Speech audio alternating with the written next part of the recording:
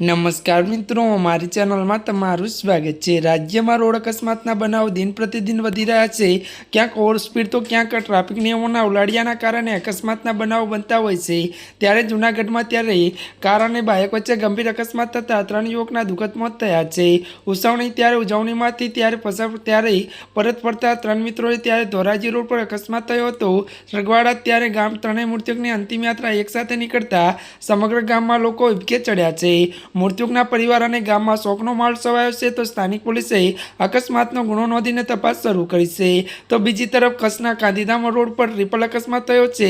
તો વધુ જણાવી દઈએ કે એસટી બસ, મોપેડ અને બાઇક વચ્ચે અકસ્માત સર્જાયો તો અકસ્માતમાં મોપેડ સવારે વિદ્યાર્થીનું મોત થયું છે। અન્ય ત્યારે એક યુવકને ગંભીર ઇજા પહોંચી હતી। તમામ ઇજાગ્રસ્તને હોસ્પિટલ હેઠળ ખસેડવામાં આવ્યા છે।